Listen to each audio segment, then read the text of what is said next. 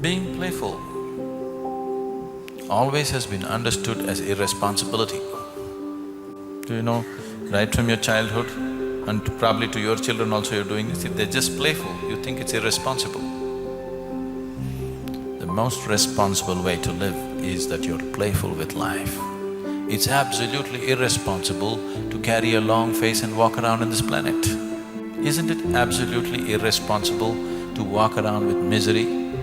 That's the most irresponsible thing you can do. So being playful is not irresponsibility. Being playful is being very responsible and responsive to life. Only when you're playful, you can do that. When you're serious, the world doesn't exist for you, you and your nonsense. When you're serious, it's just about you and your nonsense. The world and other life does not exist for you. Only when you are playful, you can pay attention to everything. You can truly respond to everything in the world, only if you're playful, otherwise you cannot. Just the burden of it will kill you. So playfulness is not a philosophy that you have to develop, I'm going to be playful, I'm going to be playful. No. Science is telling you the whole existence is just a dance of energy. It looks like the forces that create this existence are always playful. Always in this culture, creation has been described as God's play. The forces of creation are constantly at play. If they stop playing, you're finished. All the basic forces within the body itself, they must be playing with full vigor. Only then everything is nice. If they stop playing or if they refuse to play, you're done, you're over. So playfulness not just in your attitude. This is not your attitude, this is the attitude of the Creator. This is the attitude of the creation. If you are in tune with the creation and the Creator, being playful is very natural. Only when you're not in tune with that, somewhere you got totally enslaved by the process of your mind, your thought, your opinions, your ideologies, your rights and wrongs, your moralities, then only you lost your playfulness. If you're in line with life, if you're in line with creation or Creator, you would naturally be playful. You have started ignoring the larger creation and become too attached to your petty creation which is happening here. That is why all playfulness is gone. If you're in line with the larger creation, there is no other way to be, you will be playful. Only if one is playful, such a person can truly grapple with the problems in the world without being affected by it and do his best about it. If he doesn't know how to be playful, those problems will just eat him up.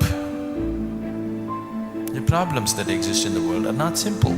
If you try to grapple with them without the necessary playfulness in you, don't ever think you're going to solve the problem. You will just get gobbled up by the problem, that's all that'll happen. It has eaten up any number of people, isn't it so?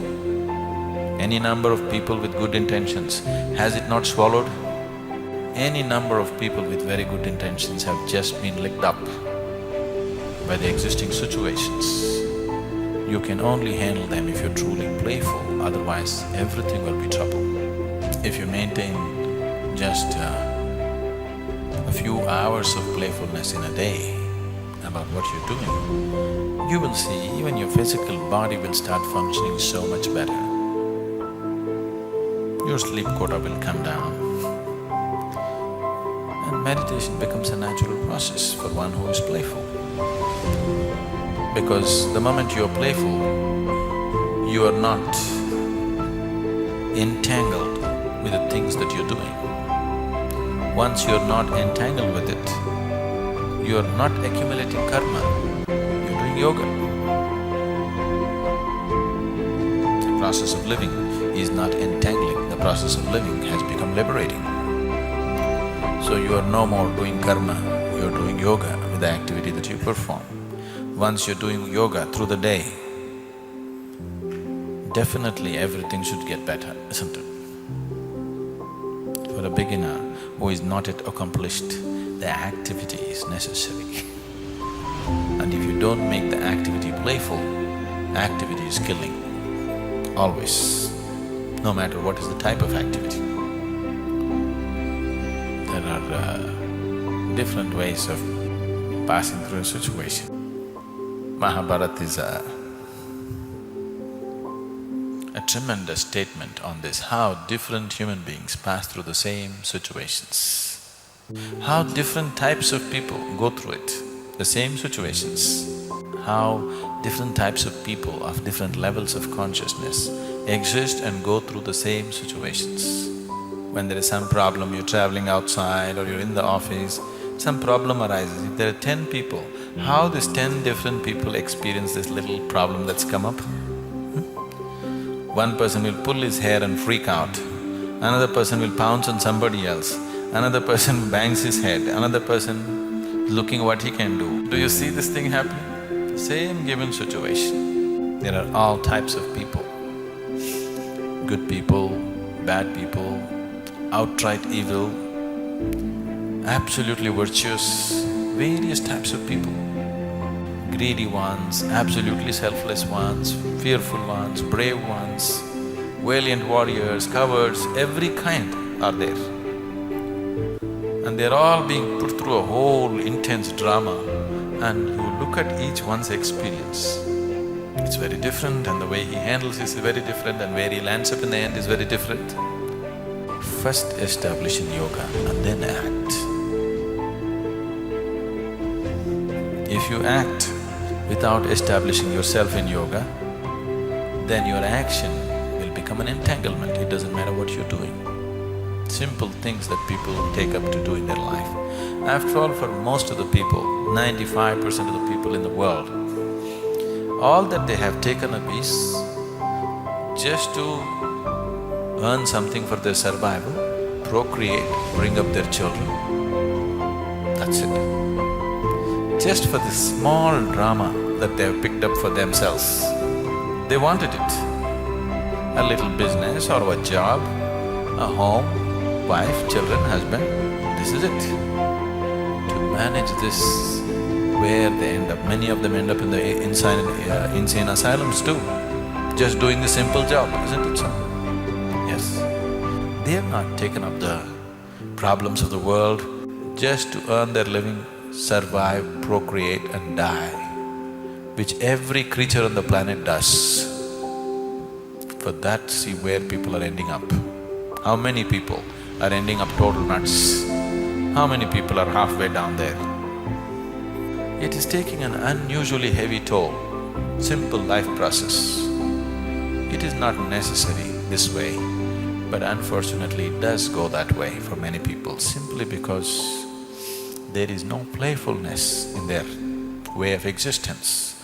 There is no playfulness in the way they live.